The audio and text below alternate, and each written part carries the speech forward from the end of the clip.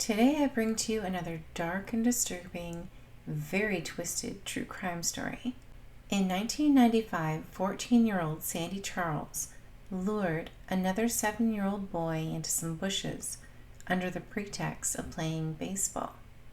He knocked one a little too far and sent his little friend to go and retrieve the ball. Sandy wasn't alone. He had an accomplice. His accomplice was also 7 years old. His name? William Martin. Once they were in the bushes, Sandy Charles, 14, and his accomplice, William, 7, then stabbed and bludgeoned Jonathan Tipson to death, a 7-year-old boy. After the murder, Sandy Charles then mutilated Jonathan's body by removing strips of skin. He wanted the fat, so he took the strips of skin home and put them in a tin can with foil over top. There was a reason for this. He needed to render the fat in order to make a potion that would make him fly.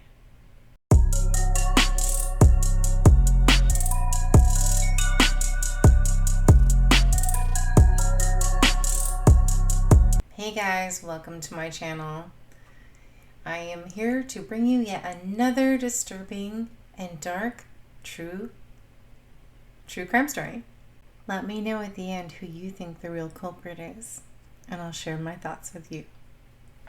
In Saskatoon, a 15-year-old obsessed by the occult has been found not criminally responsible for slaying a 7-year-old boy. Sandy Charles admitted to the killing and ritual mutilation of little Jonathan Tipson last summer, and he was tried as an adult. Today's verdict does not give the boy his freedom. He'll go to a secure psychiatric facility and remain there indefinitely. Sandy had a difficult childhood. His dad was not in the picture, and his mother was working a few jobs to pay the bills.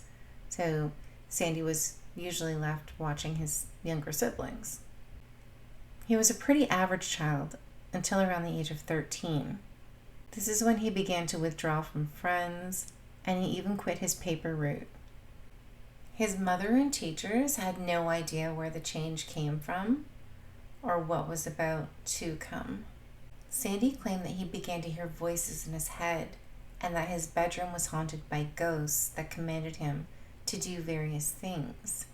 Around this time, he had started watching horror movies and he had taken an interest in the occult. He had also started watching the movie The Warlock. It was made back in 1989. He went as far as to buy a Ouija board to try to contact the ghosts that were in his room. Sandy claimed that he would spend a lot of time contemplating suicide, but that the voices in his head would always talk him out of it. One day, Sandy asked his mom for a Bible, and he wanted to know what the definition of the word ritual meant. Red flag.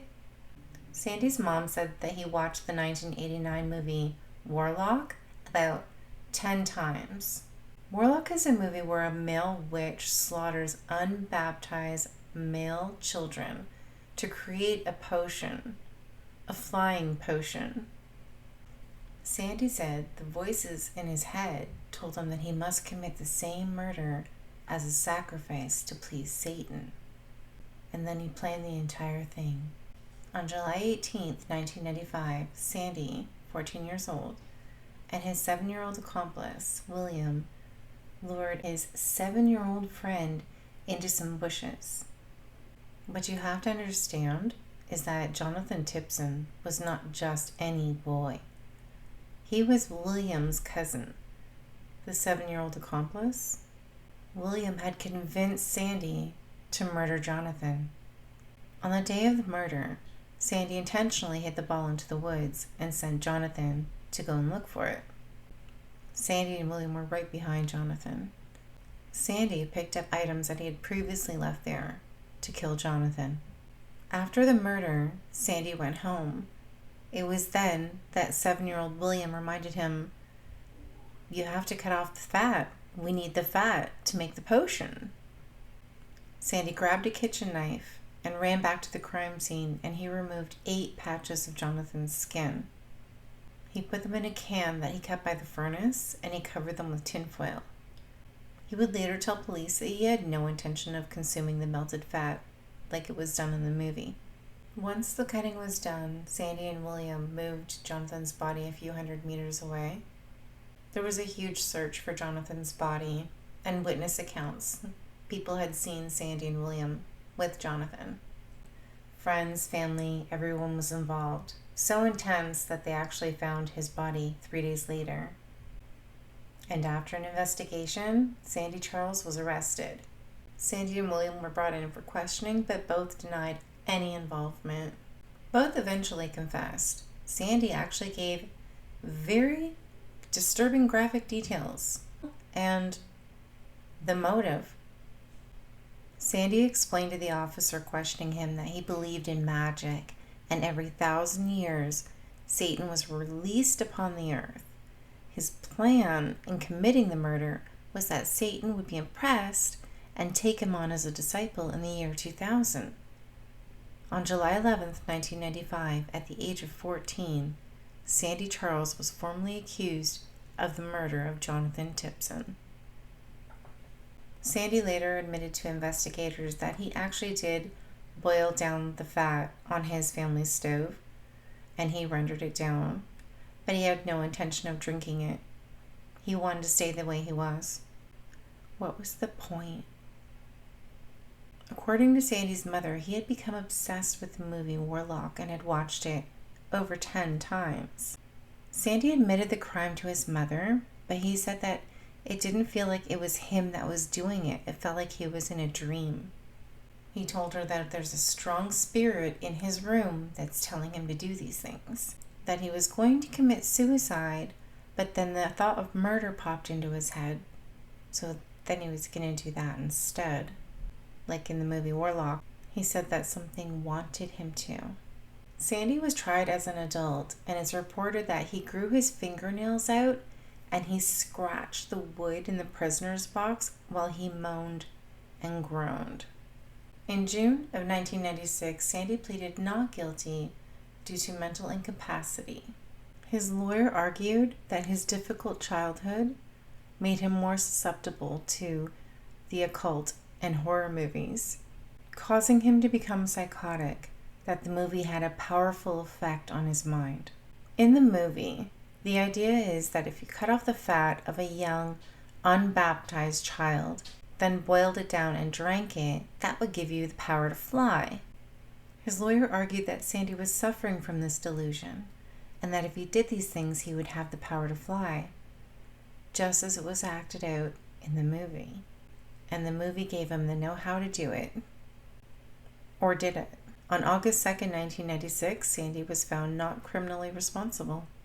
He was sent to the Psychiatric Institute in North Battleford, Saskatoon.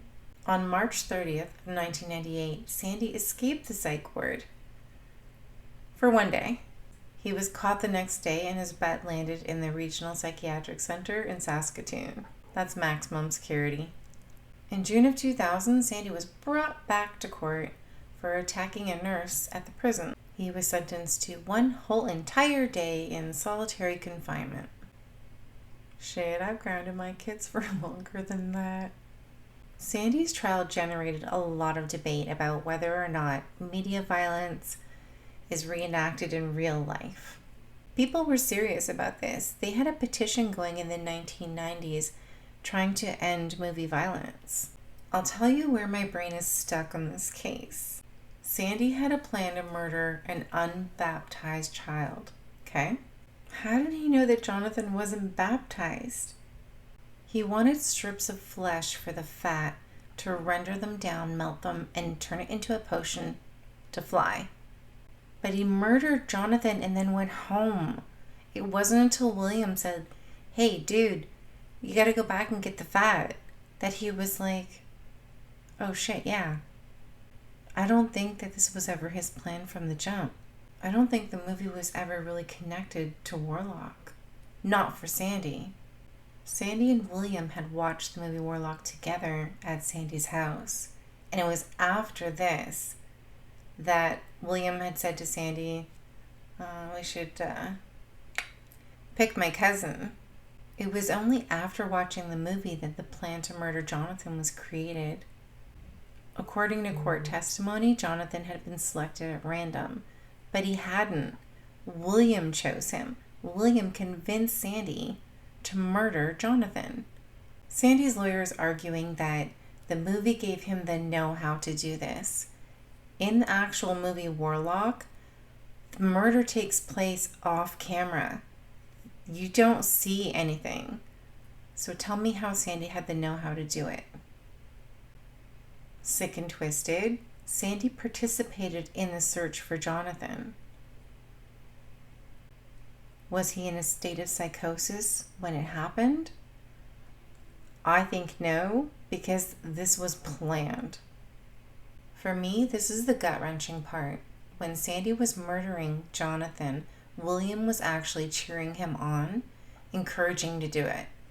And he was looking at his cousin while he was dying, and he actually said to him, "You deserve it." I think little William was the mastermind here. Yep, I do. And I think he got away with murder. Let me know what you think. Do you think media violence actually leads to youth violence? What do you think about the legislation? Should William have been charged? Kid knew what he was doing. Sandy, don't forget, go back and get the fat. Cut, cut, cut, cut. I have mixed feelings on this case. I don't think that Sandy was encouraged by the movie to commit the act. I do think that William used the movie as an excuse to murder his cousin. However, he was willing to drink the rendered fat. He wanted to fly. And at his age, he was so young and impressionable. I don't know. In all honesty, there's two sides to the coin in this one. There has to be a point when you know right from wrong and common logic kicks in. Let me know your thoughts, guys. Take care. Peace. I'll see you in the next one.